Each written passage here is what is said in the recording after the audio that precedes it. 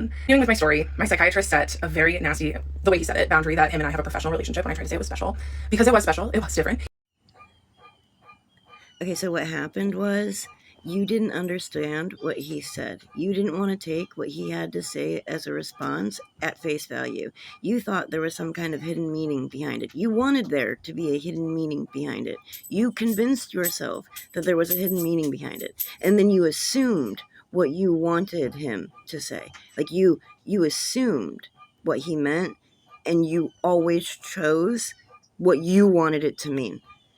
You were deliberately mistranslating and misinterpreting what he was saying so that you could try to claim that there was something there because you were trying to convince yourself to keep pursuing it. No health professional, you claim that 75-year-old other doctor was telling you to pursue it and was telling you that she wanted him to know your personal thoughts about adult things because she wanted his male perspective? No. Not unless she's incredibly sexist and stupid. Because they have conventions where doctors and therapists and psychiatrists, they all get together and they talk with each other about patients. She has therapists for herself for that. She would not convince her patient who has an obsession with another doctor to go pursue that obsession with that doctor. So I don't know who you're trying to lie to, but I feel sorry for people who believe you. You kept giving yourself opportunities to convince yourself that you should keep pursuing and harassing that man.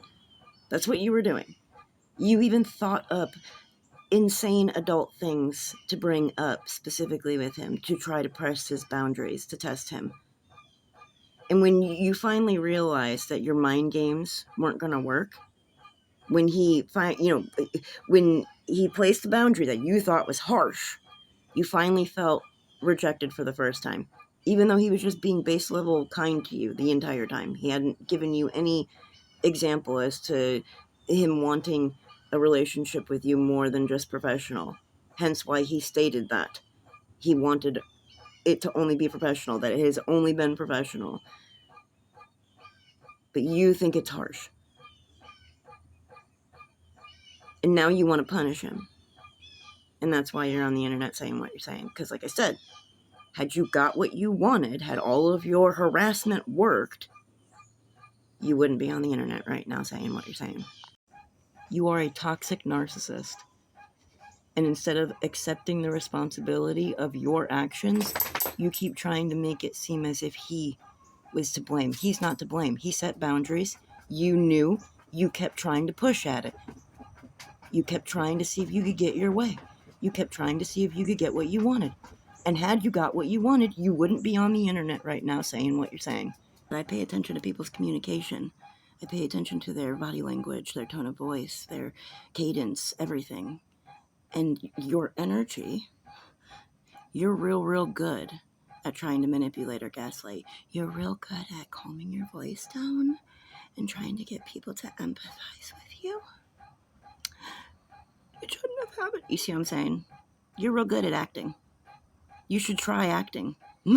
That's probably what you're doing on here. I know you keep saying that you're giving a voice to the voiceless, but people who actually experienced severe trauma, we will always see through you liars. Just so you know. Like, as you're going out in the world trying to manipulate, like we saw through Amber Heard's bullshit too. I'm